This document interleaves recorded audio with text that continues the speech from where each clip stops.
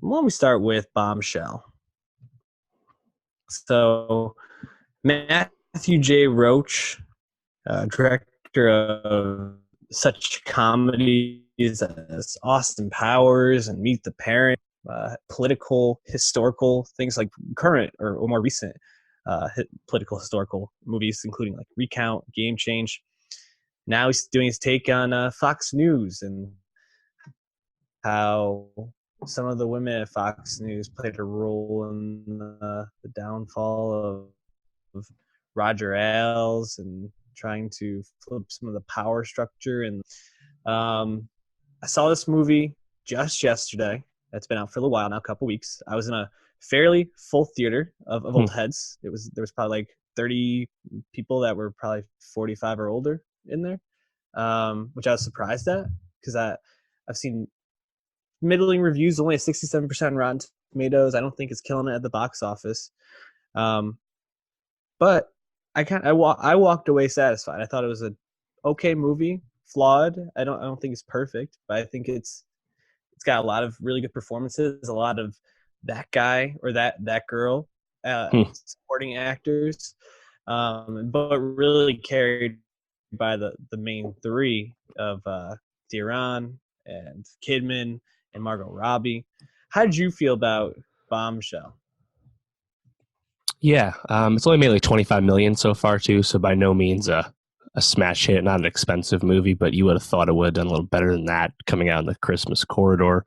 Um, yeah, it's a really traditional movie. You know, we compared it to Vice going in like everyone else just because of the subject matter, the time of year was coming out, all that. Tra- uh, tra- trans Transformational performances. This guy's with Lithgow and especially Charlize last year with Christian Bale.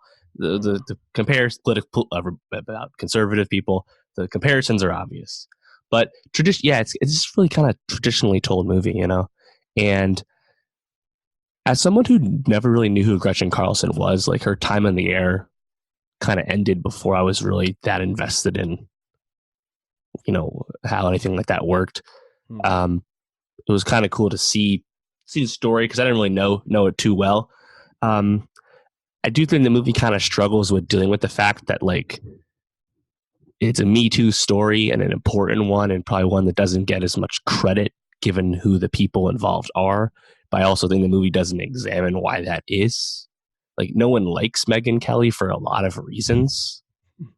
So No one likes Megan Kelly. heralding her for Yeah, good things she has done it's in funny. this space doesn't really make anyone feel that good either, you know. Right. So I think there's just a lot of baggage going on, but performances are good, and I think the scene with Margot and Mm-hmm. Lithgow where Ailes is being his fucking abusive Creepy creep ass self, self. that was really effective and really hard to watch. And Charlize becomes literally a Megyn Kelly clone Mm-hmm. because she's so good. So Yeah. I still like the movie, but yeah, it's there's a lot to it under the hood, you know. Mm-hmm. Yeah, I felt satisfied because I felt like the message was powerful. I thought the performances were really good. Um, where I was left a bit conflicted, and it actually kind of really hit me near the end of the movie when there was a scene that I don't know if I found it effective or if I liked it. I really can't tell. It's a scene where Megan Kelly goes up to what's her name? Kayla, is that Margot Robbie's character's name? Yep, And composite she character. she says to her like, "Oh, is Roger harassing you?" And they have a conversation, and Kayla says to Megan Kelly like, "Why didn't you speak up? Like you could have done something, you could have changed something." And Megan Kelly's like basically says like, "Well, I wouldn't have been on TV then.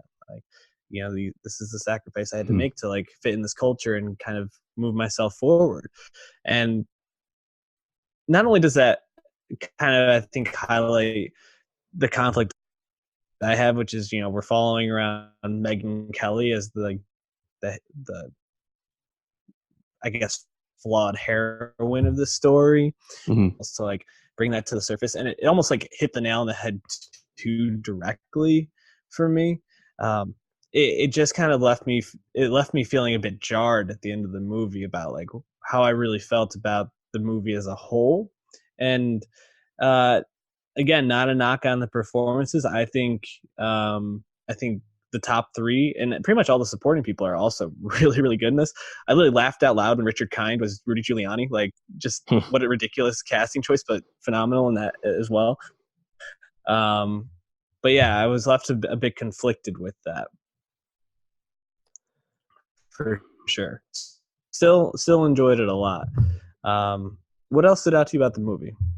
Um, I mean, I think that's it. You know, it's simple, but like you said, the performances are good. It's still a good message, even with the baggage. So, yeah, I found it satisfying. You know, it's not like I don't think I would confuse it with being like a feminist story. It's really just more of a dramatization of the events. But given the time we're in, I still think it's good to see that. Um, and yeah, I mean, Charlize truly is fucking insane with how good she is in this. Yeah. She's really, I feel like, leveled up as an actor. Like, since Mad Max, I feel like everything she's done, she just really embodies the character. I wanted to ask you, how did you feel about Lithgow as Roger Ailes? I thought he was really good, but almost like my affection for Lithgow, which I see him as this very like likable, almost like dad figure. You know, you think back to what was it, 30 Rock from the Sun or something like that. Or not 30 Rock from the Sun. She's Third Rock from the Sun.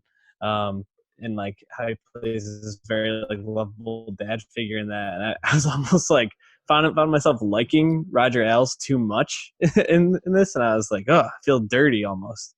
Mm-hmm.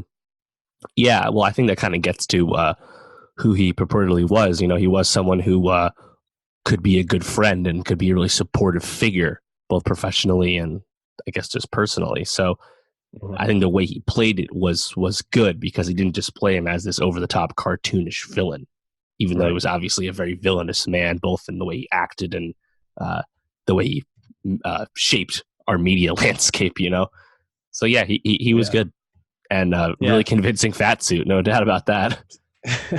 Yeah, certainly looked like the Jabba the Hutt that he mentions in the movie. Yeah, Bombshell. I mean, do you think 67% is too high, too low, just right? Rotten Tomato score. Yeah, I mean, Not that there's a lot of matters, baggage with the movie, so it makes sense that there's a bit of a polarizing nature to it. Not really surprised about that.